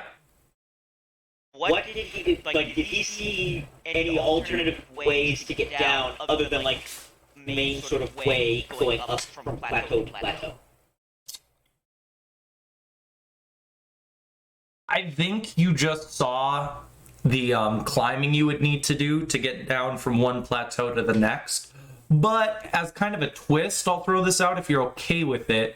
If you gave me a good enough navigation roll, I would give you the opportunity to help others find a safe or easier route down from the first plateau to the second, from the highest to the middle. Okay, sure. I will do a navigation check then. And give yourself a +1 because you were high up and you could take the whole thing. I think that's fair. Okay. That is a 9. Okay. Yeah. Yeah, there's a path you can take, and it's going to be a lot easier for them to get down. It's not going to be easy for them to take unconscious people down. In fact, it might actually be impossible. Because you're still rock climbing. It's just easier than every other route. And it's about that same distance we had earlier. It's probably like 25 meters down. So getting unconscious people down is going to be hard. Maybe not for you if you use some system strain, but for everyone else. Well, that's what I was going to ask. Okay, so what the Lord Keeper could do is he could basically take his bags down, drop his bags, come back up, and then bring them down one at a time, flying them down. Yeah, that's definitely something you could do. So when we get so he's going to point out that there's a route on my way up. Saw route down. Easier than a normal climb would be. Follow me. I'm gonna lead over towards the edge. People follow. Okay. Yeah, you'll see most of the people begin to follow you. I'm gonna throw something out. If you climb down, we can use your navigation check because they can just follow you. If you're not climbing down, and you need to give me an instructor check to see if they properly understand your directions. He's gonna climb down first. Okay. Show them. He will climb down with it. Okay. And this is something that in the rules, you just, any kind of weird movement is just half your regular movement. So realistically, in like 2 rounds, you can make it up this distance. It's kind of crazy if you think about it, that you can climb down 25 meters in about 12 seconds. Or up it. But those are the game rules we have. Yeah, so he'll go down, basically showing exactly how to do, exactly where, like, he saw the hole because of his, planning it out. And then, after the first person get to the bottom, or I don't know who would be next, who would be following him? Oh god, let me do math real quick. There's 15 of you. Then we add one more for the co-pilot that's alive. And then that brings us up to 16, and then 2 died. We're down to 14. 2 are unconscious. Brings us down to 12. So it's probably actually an NPC I haven't brought up yet, because I'm thinking the mom's not going to go first with her kid, and the guy with the kid with a gun, the teenager, he's going to wait for a few people to get down before he goes. Yeah. And the Lord Keeper would actually, before that, he would, because he already knows he's going to have to, he would tell the mom not to worry. You, don't worry. I will make sure your kid gets down. We see the mother with her somewhat crushed box on her side. She has a soft look about her. Specifically, when you say this, Lord Keeper of the Book. God, is that a mouthful? And he hasn't introduced himself or anything. And he will.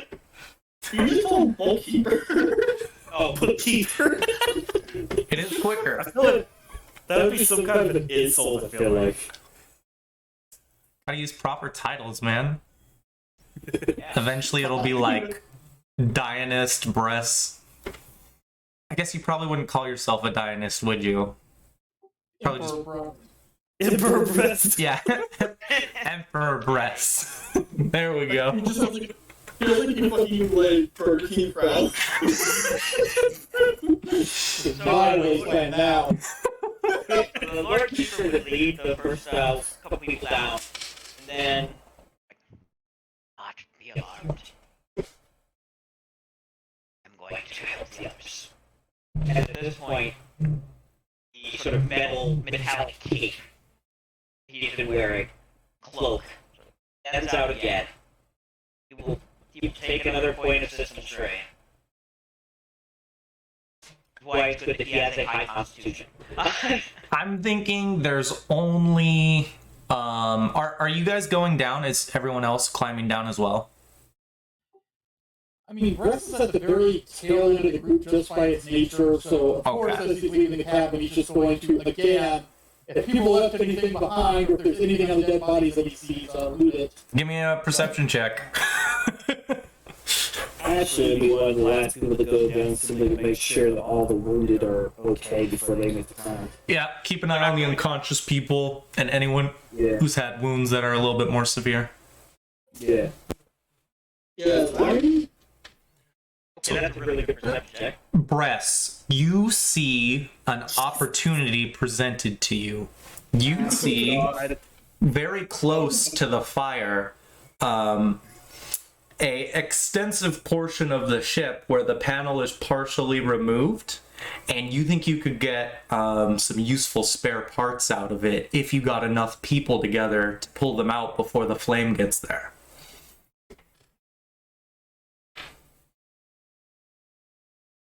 Well, then he's definitely going to shout, or call out to the last of the group, hey, I think we've got some parts we can get here. Let's get them out before the fire reaches them. We might need these here. That's a very good idea. Let's do this. So, would this be the point at which the Lord Keeper has, come back up to get the first of the wounded? Yeah, doing, I think the people that would be up here that come to mind would be the mother and her child, the two unconscious, the teenager, and then one other person I haven't specified yet. So you've brought, quite a few people down, but not all of them. So the Lord Keeper has come back up. Yes. And I think he would be, okay, there is no time. Well, it's important. The longer we take, the more risk of them coming. I don't know if it matters, but these would be tech level 4 parts. Okay. Say what I'm talking about, what he says. Yeah. Prioritizes some. Oh, believe me, if he didn't think it was very urgent, we would be all over getting the advanced tech, because that's something they did. They do. But just say there's priorities. I feel it. So him. I mean, does he even see all of this? He's outside the ship. We're still inside it, so... No, you were outside the ship. You saw outside. Yeah, you didn't find anything inside. This is a panel on the outside. And then you yelled to two people, and he heard you yell to them to come and loot the stuff from the outside panel. And this is him responding. Okay. I'll let you try and give me a persuasion for Bress. We're gonna see if you can win the crowd over.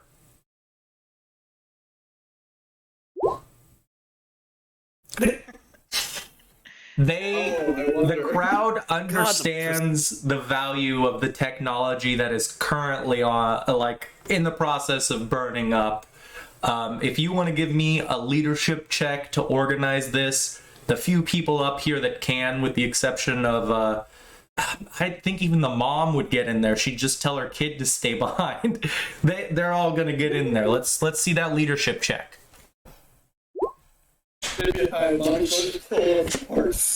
Don't ask rolls. Don't ask Brest to make physical saves, but if you make him talk, he's gonna sing like a canary. The Lord Keeper at this point, when we're going over, he would first get one of the unconscious people, and he would and fly back down, carrying this person. Okay, good call. You can work on that while the people that are still up are gonna go disassemble part of the ship. Roll me. He's gonna bury the people down. Yeah, you'll have time to do that. Roll me 2d4, Skylar.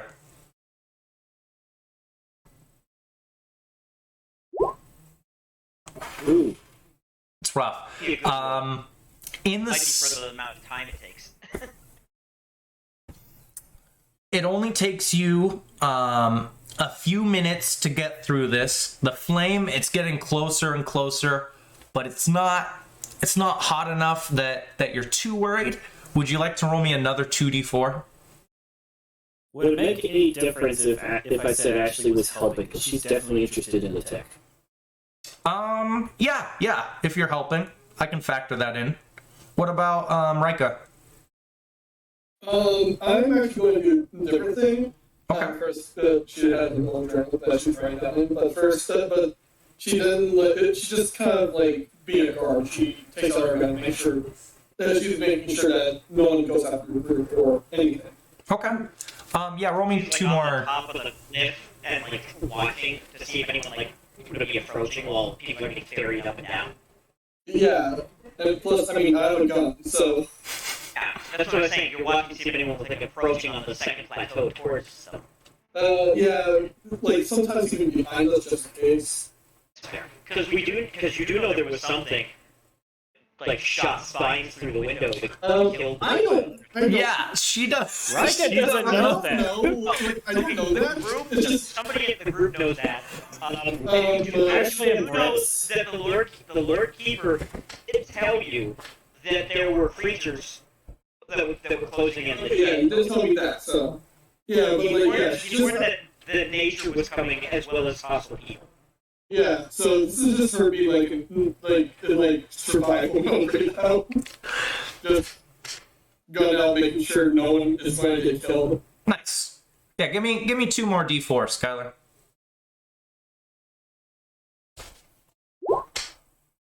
Okay. Nice. I forgot, you don't click and drag, Jacob.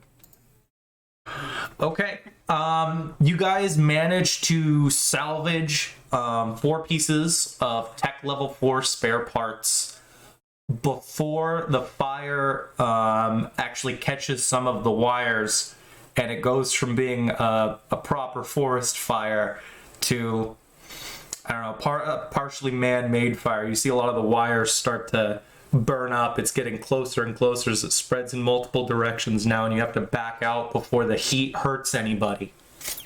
Good old electrical fire. Does anyone have an extinguisher? A fire extinguisher? No. I don't think the hunk of junk actually has a spare one, so I guess we're fucked there. Imagine, like, a fire extinguisher on your guys' lunar colony would be like something that maybe one of the noble families could claim to have, and they wouldn't use it unless it was completely necessary. It's like a relic. Yeah, I just can't imagine that, like, they have, like a special room with, like, a fucking case of the fire extinguisher, and, like, look at my... And over here you'll see Holy my relic. family's fire extinguisher. It's been here for 5 generations. Yeah. So if, So if you'd like to put that on your sheet, Skylar,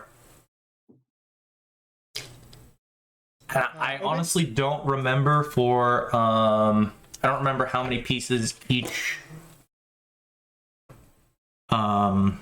spare part is. I think it's a lot. I think it might be one a piece, but I also feel like they might stack.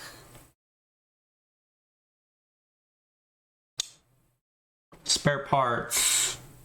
Up to 4 units of spare parts may be bundled together for encumbrance purposes. So you have exactly 1 encumbrance worth of tech level 4 parts.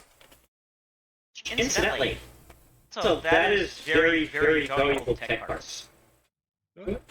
You can craft some, like, those tech parts, for example, could craft the Harmony armor that the Lord Keeper has blueprints for. Could fix, Actually better than what you need to craft the Harmony armor. It's 1 tier higher than what you actually spare parts aren't interchangeable is the thing. They're not? No, you can't use a tech level 4 for a 3, 2, or 1. You can only use it for tech level 4 items.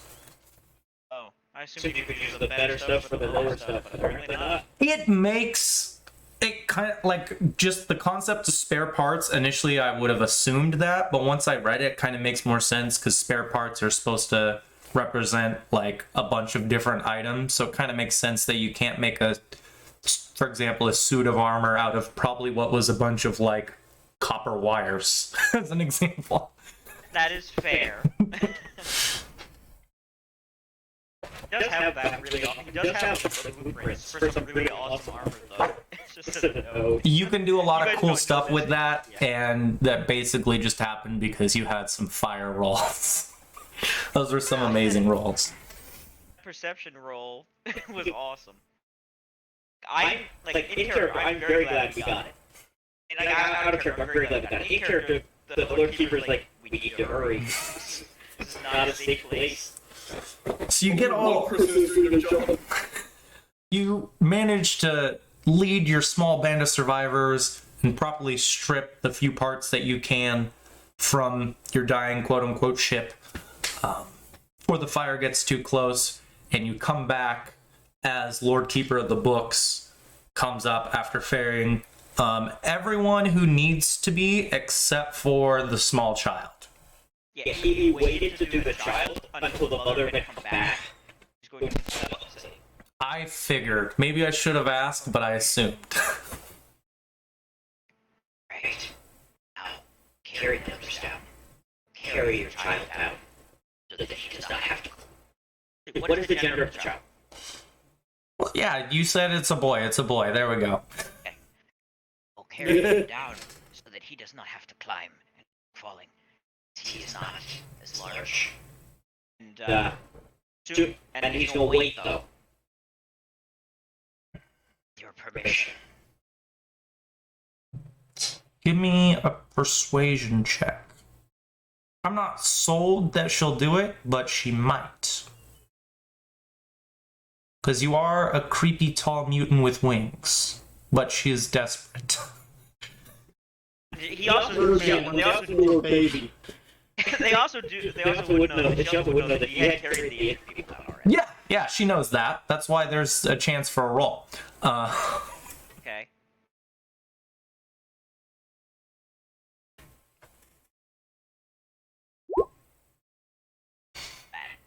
That's a 5, not a 6. She very politely, she just says, "No thank you, sir. Me and my boy will be going down ourselves." And then you see the two of them start walking towards the edge where you went down. Is going to fly, and he's going to fly like directly below them. He can hover. Notice that perfect maneuverability. It's in the description. He's going to hover below them. Catch them if they fall. Nice. Let's see. Let's see. That's not what I wanted. Here we go.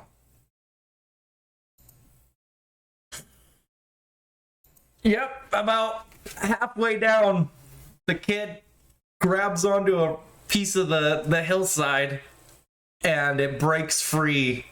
Wasn't a good bearing, and he falls. You managed to save him, though, Lord Keeper of the Book. You grab him. Mom looks down. She was below him in case this happened, but she wasn't able to grab him. Looks down, sees you holding him. What do you do? He just quickly lowers him down to the ground and sets him there, safely. Okay. You see the mom, she's moving a lot quicker. It's a little bit more dangerous, but she's definitely trying to get down to her son as fast as she can.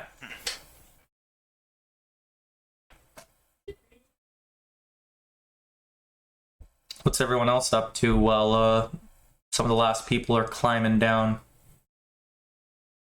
I think at this point, probably the... Actually, are they the last people?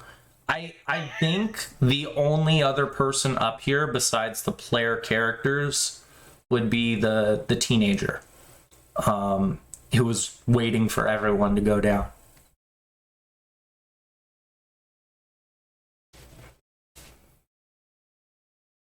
Yeah, I'm probably gonna go down as well. Okay. But take out the book and whatever, right? Just assuming you allow me to have a notebook. I don't think you have a notebook. That is Yeah, I don't have a notebook. that's a Okay, relic fine. of the past. Fine. A lot of mental notes. There you go. Yeah. Just file them up here. I will get a notebook one day. One day. One day, not today, but one day. We see John fiercely typing a new goal. Yeah, so, the Lord, after the mother with the child just got down there, the Lord Keeper of the Book, his wings sort of do that thing where they fold back in, and then once again sort of resume that cape-like, less mobile and maneuverable appearance, like the metal cape again, metal cloak, sort of like folded around him.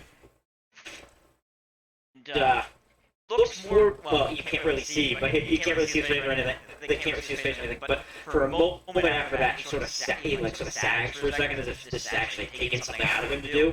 Again. Alright. The rest of you. Hurry.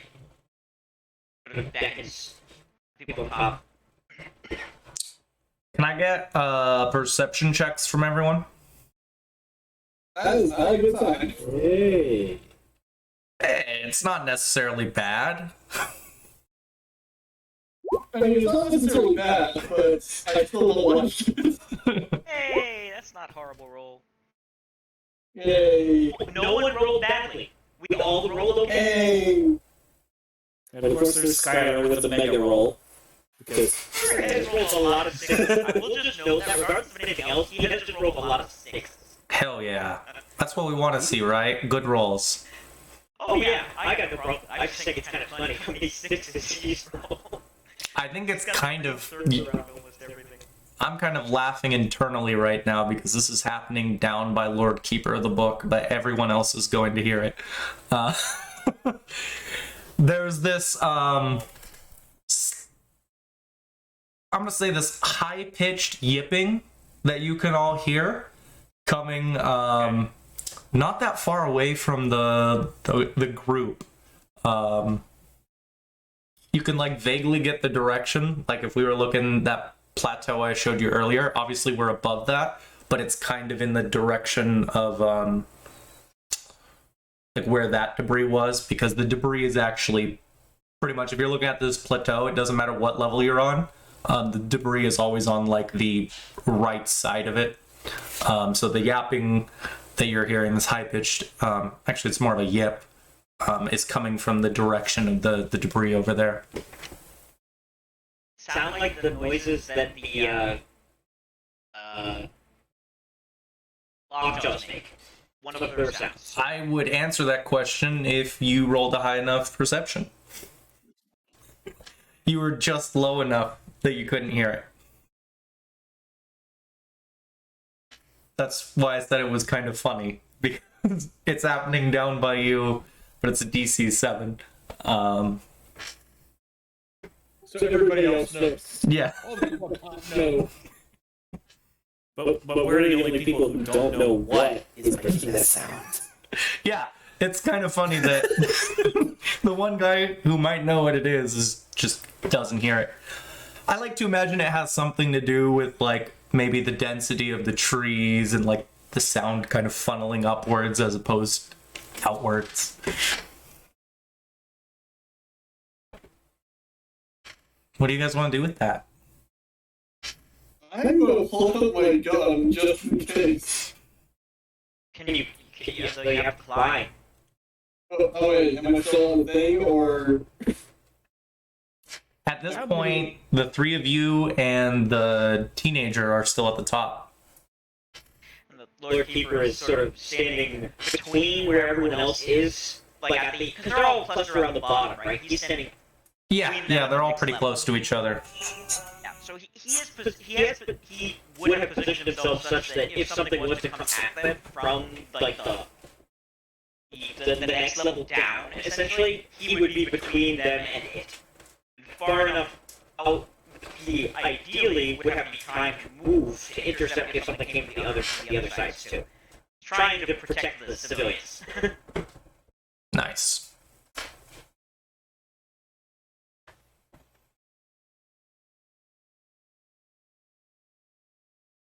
I know. Go ahead. I was going to say, Ashley's going to climb down behind the teenager, but she's waiting for him to start making his track. She does kind of just gaze out into like the horizon, just soak in the surrounding area. He's made it clear he's waiting for everyone else to go down. I mean, he made it to the ledge before everyone else. He hasn't said anything, but he's been at the edge the whole time. Yeah, he does not seem to. He seems like the least. Like he does not like the Lord Keeper at all. I've gotten that vibe. He seems like the most suspicious. But I mean, to be fair, I don't blame people for being suspicious. I'm just saying it's interesting the difference between like the mom was reluctant because of that. He's just like he's been looking at the Lord Keeper with like barely considered like hostility level. Kind of like okay. I would like to just throw something out here. You guys, most of you, with the exception of Lord Keeper of the Book, have effectively lived under a very tightly ran oligarchy, where we basically have like a parallel to like medieval era Europe when it comes to how people are treated. Except me. Including outsiders. Steven is playing Lord Keeper of the Book, and maybe we could look at him as like the French and you're the English. Well, let me rephrase that. My character had to go through the least amount of time compared to the other two. That's actually kind of an interesting dynamic we have going on here. We have someone who's almost certainly Terran-born, who came down with the Luna colony. Nope. I think it'd be more accurate to say she's old Terran. Yeah, none of this new post-apocalypse stuff. Yeah, she's probably shocked as shit. And we got That's part of the reason why this plays specific about her looking out into the horizon, taking in the scenery of the life she once knew, now reduced to just rubble. I mean, my girl's here to help. What's Brest doing as Rika just pulls out her rifle, looking over the edge? He's just gonna sort of pat the teenager, on the shoulder and say, "You probably want to get down there."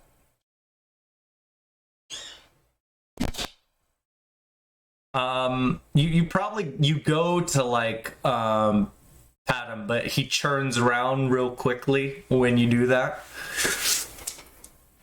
If you want to make your statement, you can still do that, but he's not letting you touch him.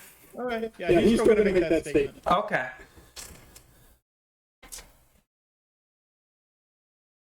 I'm waiting for everyone else to get down. see a dog in the background. It's Skylar. It's a lockjaw.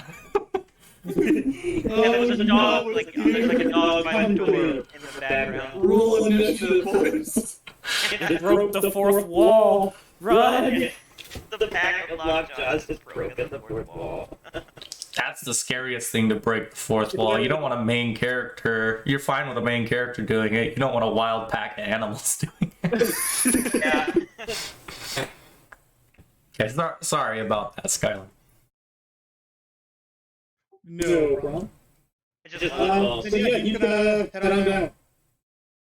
Okay. After a brief moment, actually follow suit. Okay. Let's get Bress's athletic check, and then we'll get Rika's after that. I said Rika, I meant Ashley. So they need to make a check despite the path having been laid out for them? Yeah. No, they get to actually go down the path. Okay, that's fair. Like, on the path, it's just they have to, like, climb down. I'm just not gonna roll for every NPC. Like, I have a certain amount, if it matters, I have a certain amount when it comes to that, but you guys are important. We're focusing on your checks. You'll notice I haven't introduced every survivor so far, and that's intentional. Yeah, no, that is fair. We're the main character. Yeah, you guys falling at, and I mean, it was noteworthy with the kid and whatnot, but it would have been harder, but Lord Keeper of the Book has a very creative solution for dealing with people that are hard to get up and down hills, or cliffs in this case. Yes, he was able to help. Okay. Yeah, the both of you are able to make it Made down. my athletics check, yeah. I was waiting for this guy. Oh, sorry. I looked at your old perception. That's my bad. Go ahead and make that. Yeah, Terrible, probably will be. Oh, well. Well, that's not great. Yeah.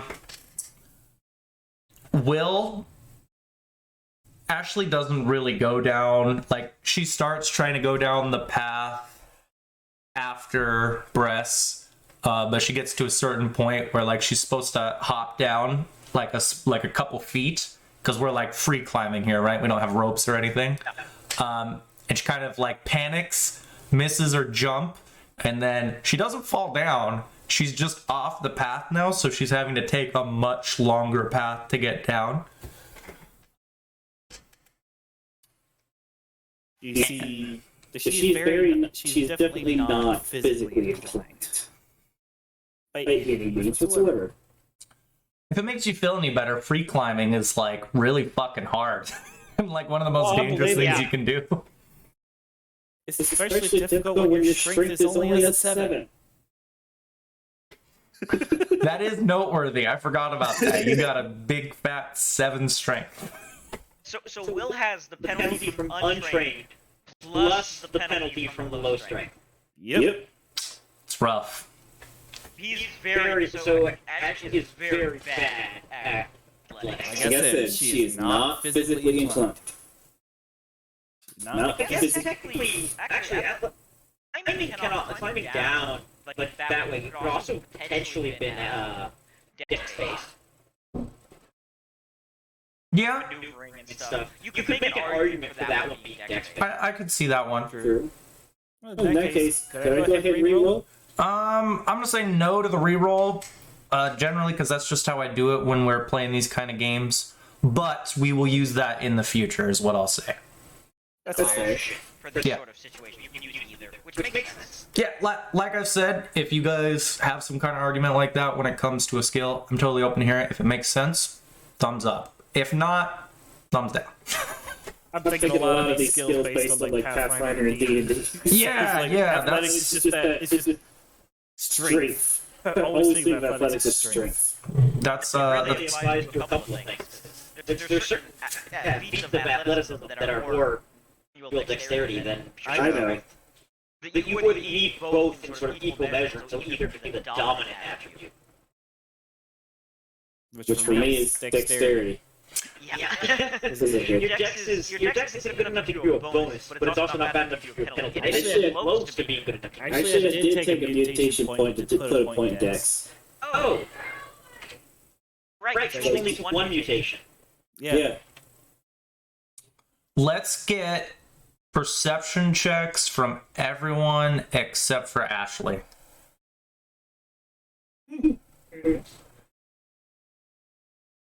She's too busy having a panic attack over heights. And this is at the point where Skylar has gotten down. He's just gotten down with everyone. Yeah, I was busy. I don't notice a thing. Oh wait, I'm down there. Okay. I got a question well, actually, I guess I would have liked John, too. The Lord Keeper and Eureka are on high alert. That influence things at all? I'm not gonna adjust the rolls, but I am treating what you guys. I'm not ignoring the fact that you guys are doing these things. Okay. That's fair. I was just asking because it doesn't have that whole that value thingy, so I just ask sometimes, but I think it's Looks like I need one more. Okay. Oh my god, guys. Ow. Okay. I'm going to use the advantage token thing. Okay. And like statistically speaking, it should only get better. Yeah, than that. Okay. So, because this is a sort of important thing that you would have been paying very close attention on, I don't think that roll really reflects how much attention I would say he's paying, so...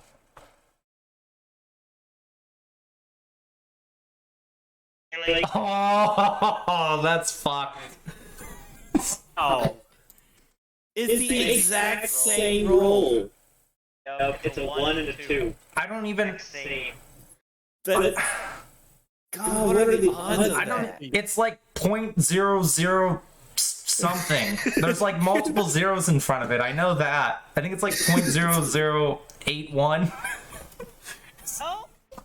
Okay. Like one in a one in 100, maybe. It's way more than. It's more like 1 in a few thousand. It's a big number. That was a garbage roll. There was two garbage rolls in a row. Well, you know what? We're gonna end the session with Rika and Bress and Lord Keeper of the Books looking towards the woods and seeing 3 lockjaws slowly take up space next to a few trees not that far away from all of you. Okay. See lockjaws. Alright. Yeah.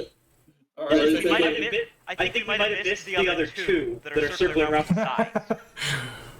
We'll have to Clever wait for the next episode of Lunar's Gambit next Thursday at 3 p.m. Pacific, 6 p.m. Eastern. Next time on Lunar's Gambit. Luna. Lunar's in the sea. Yeah, but that was fun.